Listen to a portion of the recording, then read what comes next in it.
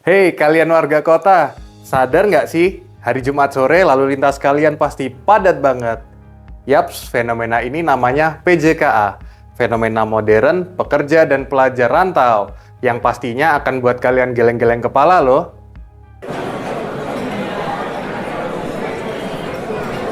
Yang kita bahas kali ini bukan nama KAI di zaman dulu ya teman, tapi pulang Jumat kembali Ahad. Fenomena ini hits loh di kota-kota besar, terutama di kota yang banyak pusat bisnis dan pusat pendidikan ya teman. Ikan kerapu, ikan sidat. Mau tahu? Yuk merapat! Tentunya masih bersama saya Alvan di Kismis, kiat 1 menit saja. Jangan lupa tonton sampai habis, subscribe, dan share video ini ke teman-teman kalian ya. Jadi, fenomena ini muncul karena banyaknya pekerja atau pelajar dari daerah yang pergi ke kota ya teman. Alasannya simple, karena di kota lapangan pekerjaan sangat banyak dan tentunya fasilitas pendidikan sangat memadai. Ada 3 alasan kenapa PJKA ini terjadi ya teman. Pertama, karena keterikatan emosional. Tentunya pekerja atau pelajar dari daerah yang keluar atau merantau ke kota sangat rindu dengan saudara dan kampung halaman. Jadi banyak dari mereka yang melakukan perjalanan pulang ke kampung halaman di hari Jumat sore dan kembali lagi ke kota rantau di hari Minggu malam. Ada juga yang melakukan hal ini tiap minggu ya teman. Alasan kedua, karena mudahnya fasilitas transportasi. Mudahnya fasilitas transportasi ini juga memicu perantau, pekerja, dan pelajar yang ada di kota untuk kembali ke kampung halaman ya. Dan alasan ketiga, karena jenuh dan ingin healing. Pressure di kota yang sangat tinggi, dengan kondisi beban pekerjaan ataupun tugas sekolah yang banyak tentunya membuat emosional kita terganggu. Sehingga orang-orang memutuskan untuk kembali ke kampung halaman untuk melepaskan beban tersebut. Sehingga terjadilah fenomena PJKA, pulang Jumat kembali Ahad. Fenomena PJKA ini bak dua sisi mata uang ya teman, tentunya ada hal positif dan hal negatif.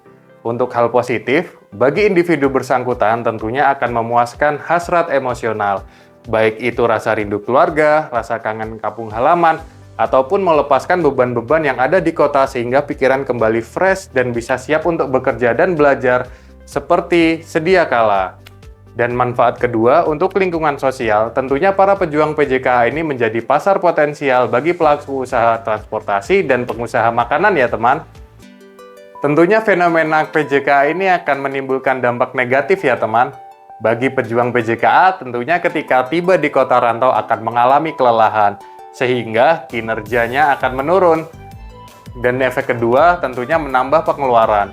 Apalagi kalau kalian memutuskan pulang tiap minggu ya teman. Dan yang ketiga, di lingkungan sosial, fenomena PJKA ini akan membebani lalu lintas sehingga terjadi kemacetan ekstrim di hari Jumat maupun di hari Minggu malam. Kalau PJKA lebih banyak nimbulin efek negatif dibanding positif ke teman, ada 6 solusi yang akan kutawarkan kepada kalian semua. Pertama, jaga komunikasi intensif dan berkualitas dengan keluarga ya. Apalagi saat ini media komunikasi sangat beragam dan tentunya kualitasnya juga sangat baik.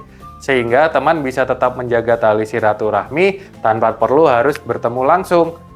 Solusi kedua, coba deh untuk mulai membangun komunitas. Jadi teman ada tempat untuk sharing dan curhat, sehingga beban pikiran teman bisa terkurangi dan tidak perlu sering-sering untuk kembali ke kampung ya. Solusi ketiga, manajemen kesehatan dan kebugaran. Jadi teman harus tetap menjaga pola makan dan olahraga ya, sehingga teman tetap sehat dan fit.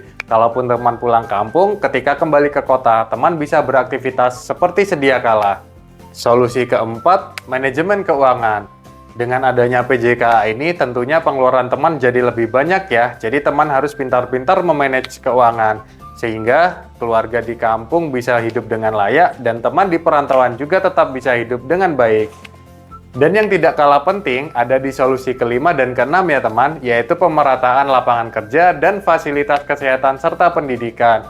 Jadi dengan pemerataan ini, akan mengurangi laju urbanisasi dan tentunya problematika tidak akan menumpuk di kota ya. Baik buruknya PJKA ini tergantung masing-masing kalian ya teman. Kalau memungkinkan untuk dilakukan tiap minggu, silahkan lakukan. Dan kalau dirasa tidak memungkinkan, jangan dilakukan ya. Tetaplah bijak dan hati-hati. Dan bagi para pejuang PJKA, tetaplah semangat. Semoga Anda diberi kesehatan, rezeki, dan kekuatan untuk menjalaninya. Jangan lupa subscribe dan nyalakan lonceng di video ini ya teman, karena Kismis akan hadir dengan konten-konten bermanfaat lainnya. Semoga hari Anda berkah, sehat, dan bahagia.